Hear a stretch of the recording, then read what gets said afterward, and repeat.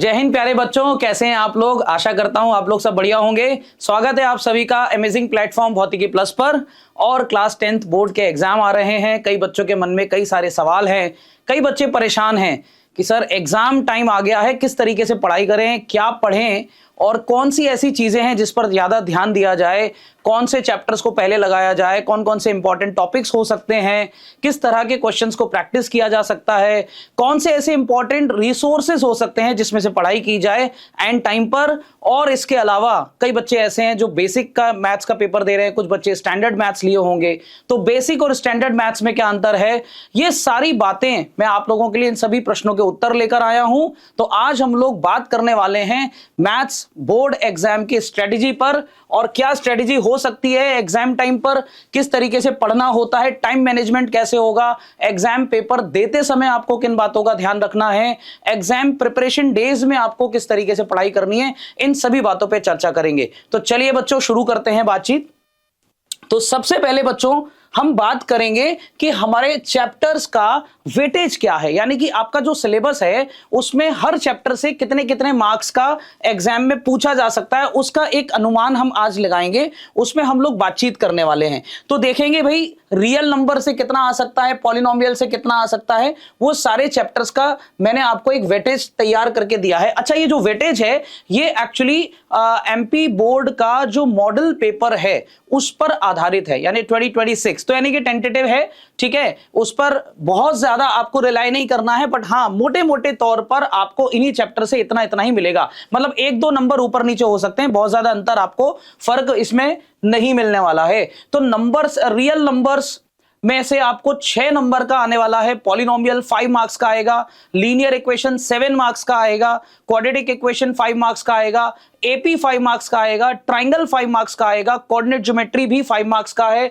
Trigonometry और application of trigonometry total 10 marks का है। मतलब ट्रिग्नोमेट्री कई बच्चों को बड़ी परेशानी रहती है ट्रिग्नोमेट्री में कई बच्चे स्ट्रगल करते हैं, प्रॉब्लम फेस करते हैं। तो देखिए यहां पर आप एप्लीकेशन वाला जो पार्ट है वो बहुत आसान है, ठीक है। उसमें केवल फिगर ड्रॉ करना है और आगे सवाल फिर बहुत इजी हो जाता है, तो उस पर ज्यादा ध्यान दे सकते हैं।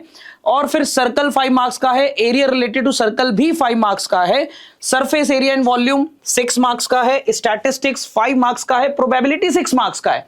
तो अगर आप ध्यान दें तो मोटे मोटे तौर पर सभी चैप्टर इक्वली डिवाइडेड हैं, 6, 5, 7 इसमें डिवाइड कर दिया गया है, बहुत ज्यादा अंतर नहीं है। तो इससे एक बात और यहां क्लियर हो जाती है कि आप बड़े आसानी से अपने इजी चैप्टर्स को पिक कर सकते हैं, यानी कि जिन चैप्टर्स में आप ज्यादा कॉन्फिडेंट फील करते हैं आप उन चैप्टर्स को ही टारगेट करिए, उन चैप्टर्स पे ज्यादा ध्यान दीजिए, तो वो आप मार्क्स वहां सिक्योर कर सकते हैं।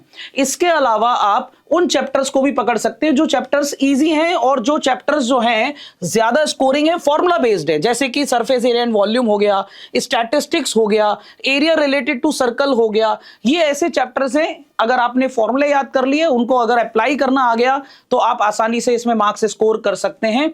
तो ये चैप्टर वाइज हमने वेटेज पर बातचीत की। अब यहां पर आपको ध्यान देना है कि किन चैप्टर्स पर आप ज्यादा कॉन्फिडेंस फील करते हैं, उन चैप्टर्स पर आप ध्यान दीजिए पहले तो। फिर उसके बाद जो डिफिकल्ट पार्ट है, जैसे कि ट्रिग्नोमेट्री में आइडेंटिटी वाला पार्ट हो गया, या ट्राइंगल में सिमिलैरिटी वाला पार्ट हो गया, ठीक है। इसके अलावा अगर मैं और ध्यान दूं किसी चैप्टर पे तो क्वाड्रेटिक इक्वेशन में वर्ड प्रॉब्लम्स हो गया, लीनियर इक्वेशंस 2 वेरिएबल्स में वर्ड प्रॉब्लम वाला पार्ट हो गया, उसको आप लास्ट के लिए रखिए, और उसमें फिर एनसीईआरटी के जो क्वेश्चंस हैं उन्हीं क्वेश्चंस को आप प्रैक्टिस कीजिए लास्ट में। उससे पहले बाकी चीजों को आप प्रैक्टिस कर लीजिए, ठीक है। जो कैलकुलेशन वाला पार्ट है उसको आप पहले ही प्रैक्टिस कर लीजिए।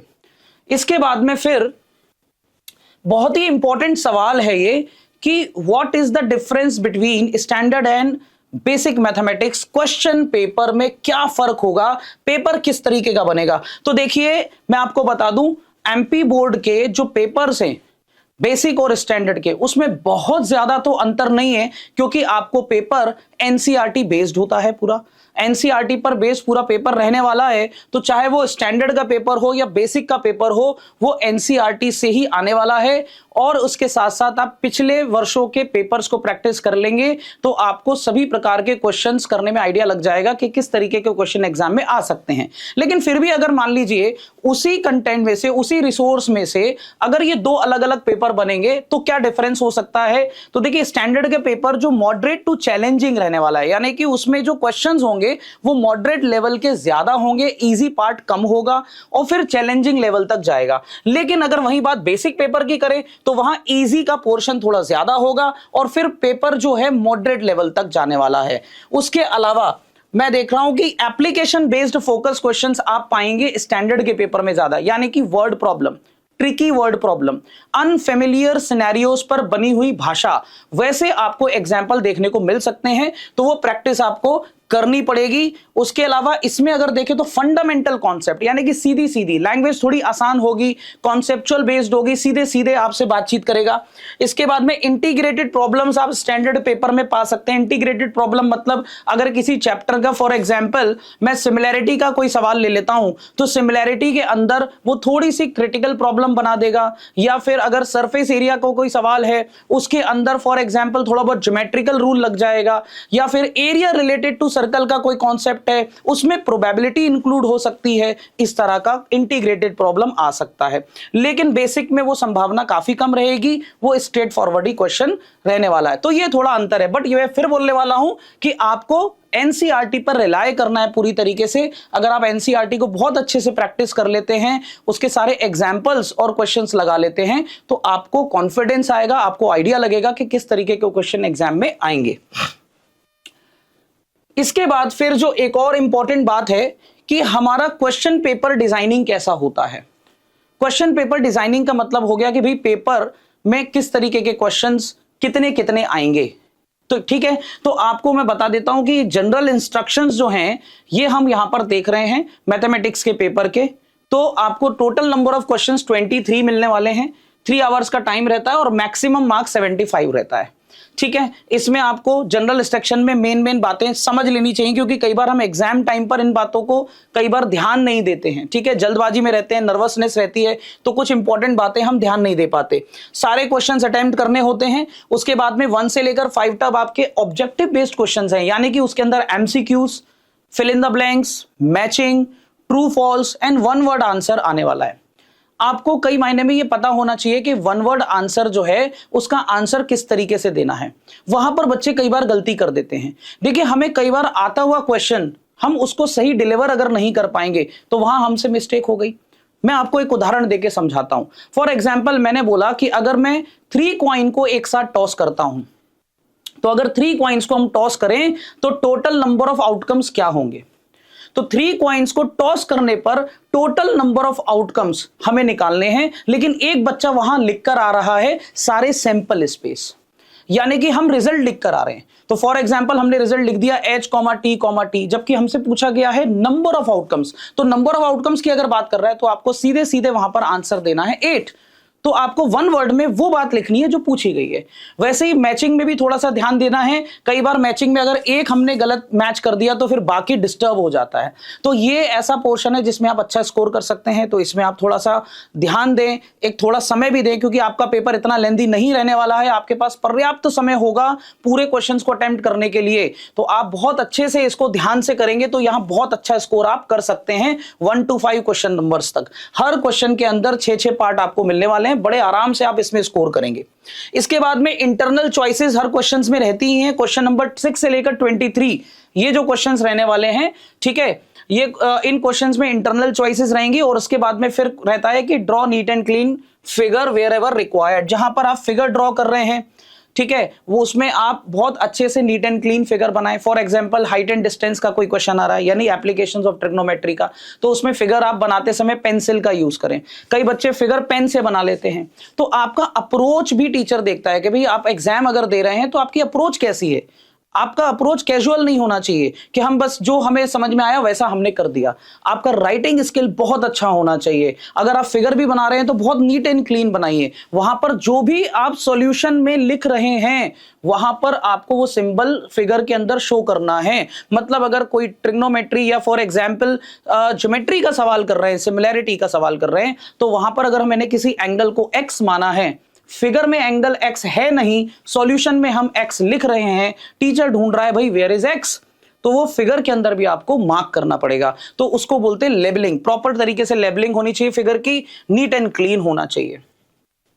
अब जो 3 घंटे का आपका पेपर है जिसमें हमने देखा 23 क्वेश्चंस हैं, ठीक है, ऑब्जेक्टिव क्वेश्चंस 1 to 5 थे, बाकी सारे सब्जेक्टिव हैं जिसमें आपको इंटरनल चॉइसेस भी मिलने वाली हैं। उन सभी क्वेश्चंस को करने का के लिए कितना कितना समय मतलब ऑन एवरेज हमें देना चाहिए। तो देखिए थोड़ी बहुत चीजें ऊपर नीचे होंगी, हर बच्चे का राइटिंग स्पीड अलग अलग होता है, हर बच्चे की प्रैक्टिस अलग लेवल पर है। किसी बच्चे ने बहुत अच्छी प्रैक्टिस की है, एनसीईआरटी कई बार लगा ली, एग्जाम्पल लगा लिए, ठीक है, उसके अलावा प्रीवियस ईयर क्वेश्चंस भी लगा लिए, तो वो बच्चा प्रिपेयर है पूरी तरीके से। लेकिन कुछ बच्चे ऐसे हैं जिन्होंने अभी उतनी तरीके से एनसीईआरटी को लगाया ही नहीं, तो वो उनके पास अभी वक्त है, वो वैसा मेहनत कर सकते हैं। तो सबका राइटिंग पेस अलग अलग हो सकता है, पर अमूमन ऑन एवरेज आपको ध्यान देना है जब आप एग्जाम दे रहे हैं तो इस टाइम को आप नोट कर लीजिए। अगर आप इस टाइम के आसपास रहते हैं तो आपके पास में लास्ट में अच्छा समय बच जाएगा अपने पेपर को क्रॉस चेक करने के लिए। और इसके अलावा ये जो समय दिया गया है ये भी एक्स्ट्रा टाइम लेकर बनाया गया है,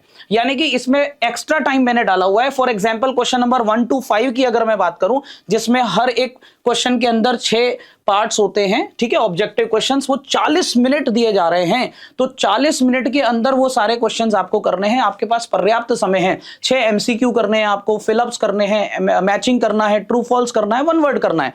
तो वो सारे क्वेश्चंस करने के लिए 40 मिनट्स अगर आप लेते हैं तो आपके पास पर्याप्त समय है।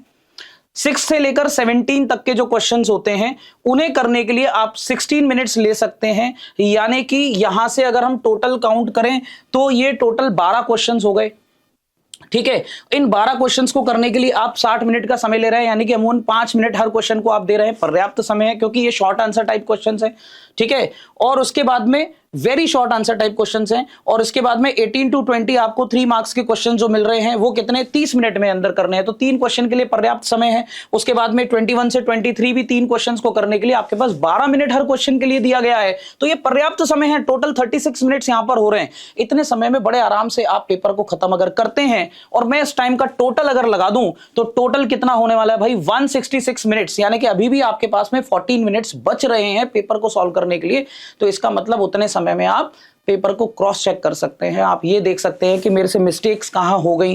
कई बार कैलकुलेशन एरर हो जाता है, हमें लगता है कि हमने पेपर बहुत सही किया है, हम बड़े कॉन्फिडेंट रहते हैं, तो कई बार ना एक एक्साइटमेंट भी आ जाती है पेपर सॉल्व करते करते। जब हम लास्ट तक आते हैं तो हमें लगता है बस इस बार तो मैंने कर दिया, तो मेरे को जो करना था वो मैं कर चुका, सारे क्वेश्चंस मैं कर चुका हूं। तो वो जो एक्साइटमेंट होता है उसकी वजह से भी कई बार गलती हो जाती है। तो पेपर के अंत तक आप अपने आप को शांत रखें, हर चीज को बड़ा सोच समझ कर लिखते जाएं, और लास्ट में एक बार रीचेक जरूर करें, क्योंकि रीचेक करते समय आपको पता चलेगा कि x² + 5x + 6 को आपने -6 नोट कर दिया है, या 6 की जगह 5 लिख दिया है, पूरा सवाल गलत हो जाएगा। आता हुआ सवाल हमें फैक्टराइज करना था, जीरोस निकालने थे, तो इस तरह की गलतियां हमसे ना हो जाए एग्जाम पेपर में, तो समय लास्ट में जरूर बचाएं। तो इस तरीके के अगर पैटर्न को आप फॉलो करते हैं तो लास्ट में आपके पास पर्याप्त समय बच जाएगा उस पेपर को सॉल्व करके रीचेक करने के लिए। इसके बाद मैं आपसे बात करने वाला हूं कुछ डूज एंड डोंट्स, यानी कि एग्जाम टाइम पर इस समय पर जब आपके एग्जाम इतने क्लोज हैं तो आपको किन बातों का ध्यान रखना है, पेपर के समय पर भी आपको किस बात का ध्यान रखना है, वो सारे बातों को सुन लेते हैं। यानी कि रीड इंस्ट्रक्शंस केयरफुली, तो जब आप पेपर दे रहे हो तो सारे इंस्ट्रक्शंस को आप केयरफुली रीड कर लें। अटेम्प्ट ऑल क्वेश्चंस, मैं पहले भी बता चुका हूं कि कोई भी क्वेश्चन छोड़ना नहीं है, हर क्वेश्चन को अटेम्प्ट करना है, क्योंकि क्वेश्चन में स्टेप मार्किंग होती है। तो अगर आपने किसी क्वेश्चन का फॉर्मूला लग दिया, फॉर्मूला लगाने के बाद में आप उसकी वैल्यू सही पुट नहीं कर पाए, लेकिन फॉर्मूला आपने सही लिखा है, तो आपको मार्क्स मिलेंगे, ठीक है। तो वो आपको ध्यान रखना है। हाँ, ये बात जरूर है कि वो फॉर्मूला उस क्वेश्चन में अप्लाई हो रहा हो।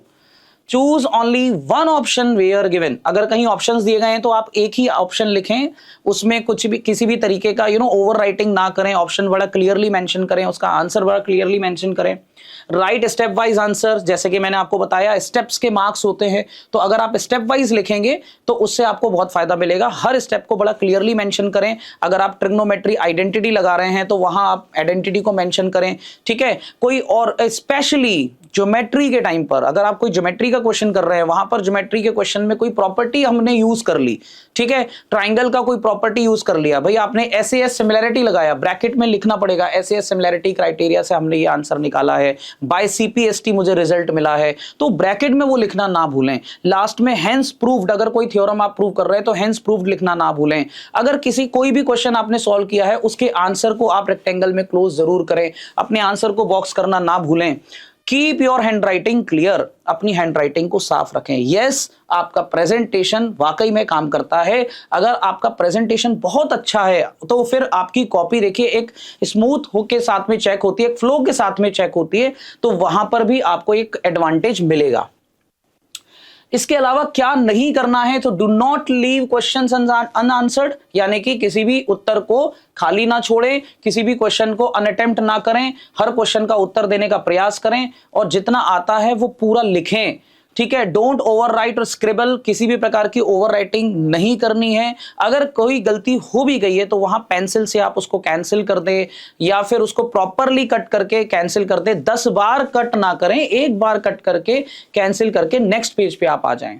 अगर आप कोई क्वेश्चन खत्म किए हैं तो नेक्स्ट क्वेश्चन स्टार्ट करने से पहले प्रॉपर स्पेस होना चाहिए, यानी कि अगर आपको क्वेश्चन नंबर 21 खत्म हुआ, 22 आप स्टार्ट कर रहे हैं, उसके बीच में भी 2 से 3 लाइन का गैप होना चाहिए। पिछले क्वेश्चन का आंसर प्रॉपर दिखना चाहिए, तब हमारा नेक्स्ट क्वेश्चन स्टार्ट होना चाहिए। Section wise proper section mention होने चाहिए। ठीक है, किसी भी प्रकार का अगर आप कोई सेक्शन का क्वेश्चन कर रहे हैं उसमें भी एक प्रॉपर क्वेश्चन मेंशन होना चाहिए। अगर आप फिलअप्स कर रहे हैं तो वो दिखना चाहिए कि सारे आंसर फिलअप्स के हैं, तो वो आपको मेंशन करना पड़ेगा। Do not ignore internal choices, internal choices को आप इग्नोर ना करें। कई बार हम इंटरनल चॉइसेस पे ध्यान ही नहीं देते हैं, है ना, जल्दबाजी में रहते हैं, तो दूसरा क्वेश्चन हम देख नहीं पाते कि चॉइस में क्या है। तो दोनों को अच्छे से पढ़ लें, दोनों को देख लें, जिसमें आप ज्यादा श्योर हो कि मैं इसका आंसर अच्छे से दे सकता हूं उसी को अटेम्प्ट करें। डू नॉट फॉरगेट यूनिट्स, किसी भी आंसर की यूनिट को लिखना ना भूलें। वॉल्यूम अगर मान लीजिए यूनिट क्यूब में आता है तो वो लिखना ना भूलें। कई बार हम वॉल्यूम केवल लिखकर आ जाते हैं, आंसर लिख दिया, उसका सेंटीमीटर क्यूब मीटर क्यूब लिखा ही नहीं, तो वहां भी मार्क्स आपके कट सकते हैं। Do not mix steps of different questions, किसी दूसरे प्रश्न के स्टेप्स किसी दूसरे प्रश्न में मिक्स ना कर दें। तो इस तरह की गलतियां अमूमन तो नहीं होती बच्चों से, बट फिर भी ध्यान रखना चाहिए पेपर के टाइम पे कि स्पेशली ज्योमेट्री में प्रूफ के टाइम पे ऐसा हो जाता है। तो वो ध्यान रखें कि भाई मुझे बीपीटी प्रूव करनी है, उसका कन्वर्स प्रूव नहीं करना। तो वो थ्योरम के स्टेप्स क्या होते हैं वो आप ध्यान रखें। डोंट पैनिक, स्टे काम, ये तो बहुत इंपॉर्टेंट पॉइंट है कि अगर आप पैनिक कर जाएंगे तो आती हुई चीजों को भूल जाएंगे। आपको काम रहना है, बिल्कुल रिलैक्स रहना है, अपने ऊपर भरोसा रखना है, जो आपने मेहनत की है पूरे साल उस पर भरोसा करना है। ठीक है, जो चीजें आपने पढ़ी हैं बस उस पर आप कॉन्फिडेंट रहिए। फॉर एग्जाम्पल अगर मैं इस आंसर को देखूं तो किसी बच्चे ने ये लिखा हुआ है, अब एक बच्चे ने ये लिखा हुआ है, आप देखिए कि दोनों आंसर्स में क्या डिफरेंस आपको दिखाई दे रहा है। तो अगर इसको देखें तो टीचर को केवल एक टिक करके मार्क्स देना है, यहां पर वो सोच रहा है कि मार्क्स मैं कहां दे दूं, भाई ये सही आंसर लिखा हुआ है कि ये सही आंसर लिखा हुआ है, कहां लिखा हुआ है। तो इस तरह की मिस्टेक आपके कॉपी पे नहीं होनी चाहिए, इस तरह की राइटिंग आपके कॉपी पे नहीं होनी चाहिए। जहां हम सॉल्व कर रहे हैं उसी पेज पर हम कैंसिलेशन या अपना रफ वर्क भी कर रहे हैं, तो सारा कुछ एक ही पेज पे हो रहा है, इस तरीके से नहीं होना चाहिए। आप प्रॉपर जब लिख रहे हैं तो आप अपने आंसर को बड़ा क्लियरली मेंशन करें। यहां आप एक लाइन बनाकर अपने रफ पार्ट को शो कर सकते हैं, ठीक है, बट जब आंसर दे रहे हैं तो बड़ा क्लियरली स्पेस के साथ लिखना है। आप देखिए हर चीज बड़ा क्लियरली मेंशन है। तो ये एपी का एक सवाल है, ऊपर वाला पार्ट सॉल्व हुआ, पहली इक्वेशन दूसरी इक्वेशन सॉल्व करके आंसर आया, क्लियर समझ में आ रहा है। यहां कुछ भी समझ में नहीं आ रहा कैसे किया है, तो आपकी राइटिंग बड़ा क्लियर होना चाहिए, इस पर ध्यान दीजिएगा। Things to remember before exams, don't directly jump into exercises, always start by reading the theory concepts formulae, ठीक है, from your NCERT textbook and then start solving the questions। अगर आप रिवीजन स्टार्ट कर रहे हैं तो रिवीजन करते समय आपको यह ध्यान देना है कि सबसे पहले उस चैप्टर के बेसिक कॉन्सेप्ट्स, जो फंडामेंटल्स उस चैप्टर में लगने वाले हैं, जो फॉर्मूलाज उस चैप्टर के अंदर लगने वाले हैं, वो आप रिवाइज कर लें अच्छे से, थ्योरी को एक बार पढ़ लें। ठीक है, जब आपकी थ्योरी स्ट्रांग होती है तो ऑब्जेक्टिव क्वेश्चंस आप तभी कर पाएंगे, है ना, नहीं तो कई बार स्ट्रेट फॉरवर्ड क्वेश्चन होता है, वो हमें क्लिक ही नहीं होता इसका आंसर क्या होगा। तो कई बच्चों से बेसिक प्रोपोर्शनैलिटी थ्योरम का स्टेटमेंट पूछा जाता है, हमें लैंग्वेज ही ढंग से नहीं याद रहती कि इसकी भाषा क्या है, तो कई बच्चे कुछ भी लिखते हैं, कभी प्रोपोर्शन लिखते हैं, कभी कुछ लिखते हैं। तो वो पूरा अगर स्टेटमेंट आपसे पूछा गया है तो वो स्टेटमेंट आपको बहुत क्लियरली मेंशन करना है कि उसका आंसर क्या होगा, तो वो प्रॉपर आप अच्छे से रिवाइज कर लें। ठीक है, तो आपको पढ़ने से पहले, क्वेश्चंस प्रैक्टिस करने से पहले थ्योरी पढ़नी है, फॉर्मूला याद कर लेने अच्छे से, लिख लेने हैं और कॉन्सेप्ट्स भी रिवाइज कर लेने हैं। एनसीईआरटी टेक्स्ट बुक में बार बार आपके सामने इसकी चर्चा कर रहा हूं कि एनसीईआरटी टेक्स्ट बुक को ना छोड़ें, इसको बहुत अच्छे से प्रैक्टिस बार बार कर लें, इसके एग्जाम्पल्स भी कर लें। फिर इसके बाद आपको क्या और ध्यान रखना है, avoid mental calculations if you are prone to calculation errors, write down your steps properly to improve accuracy. It is again a very very important point.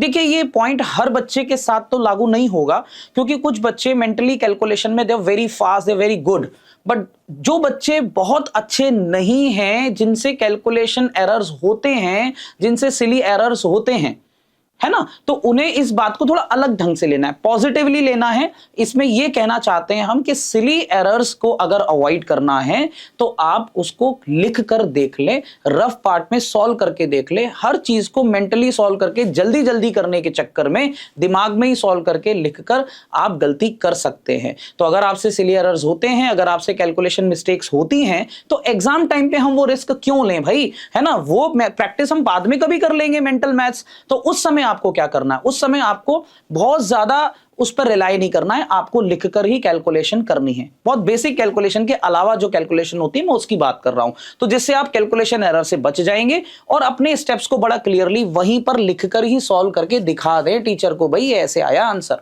एक और बात, कई बार जब हमें फ्रैक्शन में आंसर मिल रहा होता है तो हम उसको कैंसिल करते ही चले जाते हैं, है ना, तो वो 10 बार कैंसिल हो रहा है, वहीं के वहीं कैंसिल होता जा रहा है, उस पे भी आप ध्यान दें। कैंसिलेशन बड़ा नीट एंड क्लीन होना चाहिए। आपको उसे अगर लिखना ही है, करना ही है, तो आप रफ में कर लें। अगर आपको 1024 फॉर एग्जांपल दे रहा हूं, अगर अपॉन 48 सॉल्व करना है, आप इसको रफ में कैलकुलेट कर लें और कॉपी में अपना सीधा इज इक्वल टू जो भी फाइनल आंसर आ रहा है उसको लिख दें।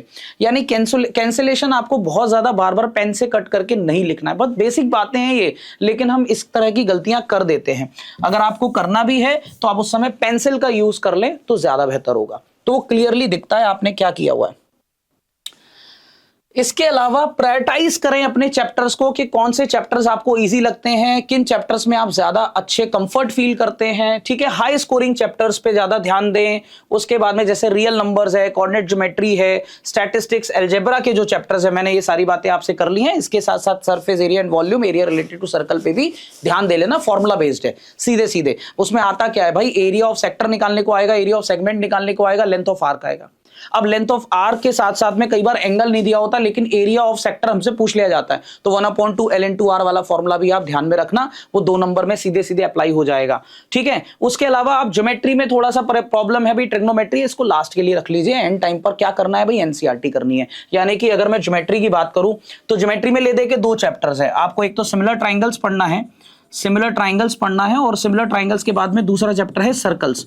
अब इस सर्कल और सिमिलर ट्राइंगल दोनों ही चैप्टर के एनसीईआरटी के अंदर भर भर के बहुत अच्छे सवाल दिए हुए हैं। यानी कि जो एग्जाम में आप पिछले 5 सालों के पेपर निकाल के देख लीजिएगा, मतलब ज्यादातर सवाल वही हैं जो एनसीईआरटी में दिए हुए हैं। जो थ्योरम प्रूव करने को आती हैं वो एनसीईआरटी में दी हुई हैं, चाहे वो सर्कल की थ्योरम हो, चाहे वो ट्राइंगल्स की थ्योरम हो। तो अगर 2 ट्राइंगल सिमिलर हैं, उसके अंदर मीडियन दिया हुआ है भाई, तो मीडियन साइड्स के साथ प्रोपोर्शनल होती हैं, ये प्रूव करने को आता है। एनसीईआरटी में सब दिया हुआ है, इसका कन्वर्स एनसीईआरटी के अंदर दिया हुआ है। सर्कल के अंदर सप्लीमेंट्री एंगल वाली थ्योरम पूछ लेंगे, ठीक है, या कोई क्वाड्रिलेटरल फॉर एग्जांपल सर्कल को सर्कमस्क्राइब कर रहा है, उस पर कोई सवाल आ जाएगा। Everything is there in NCERT. अगर आप एनसीईआरटी के क्वेश्चंस को बहुत अच्छे से कर लेते हैं, ज्योमेट्री के क्वेश्चंस आपको उसके ज्यादा करने की जरूरत नहीं है, विद एग्जांपल्स आप कंप्लीट कर लीजिए। क्या ट्रस्टेड रिसोर्सेज हो सकते हैं, ये भी बड़ा इंपॉर्टेंट पॉइंट है कि कहां से पढ़ाई करें, एंड वक्त पर किस किस चीजों को ध्यान दिया जाए। तो एनसीईआरटी में बार बार बोल रहा हूं, उसमें तो करना ही है। प्रीवियस ईयर क्वेश्चन पेपर्स आप और लगा लीजिए, यानी कि पिछले 5 साल के पेपर्स आप लगा लीजिए। मैं इसमें एक चीज और ऐड कर देता हूं, जो मॉडल पेपर अभी बोर्ड ने अपलोड किया है 2026 का, जो मॉडल पेपर जो बोर्ड का है, उस पेपर को भी आप प्रैक्टिस कर सकते हैं। आप ध्यान से देखना, इसमें स्टैंडर्ड बेसिक्स दोनों के पेपर पड़े हुए हैं, तो ये भी आप प्रैक्टिस कर सकते हो। तो मॉडल पेपर लगा लीजिए, एनसीईआरटी लगा लीजिए, एग्जाम्पल लगा लीजिए एनसीईआरटी के, पिछले 5 साल के पेपर लगा लीजिए। आप इतना कर लीजिए, अगर आप इसको 2 बार कर लेते हैं तो भाई मजा ही मजा आ जाएगा। तो 10th बोर्ड एग्जाम के लिए आपको बहुत बहुत शुभकामनाएं, ऑल द वेरी बेस्ट। बहुत अच्छा करिएगा, फोड़ कर आइएगा और आपका पेपर बहुत अच्छा जाने वाला है। अपने ऊपर भरोसा रखिए। Thank you.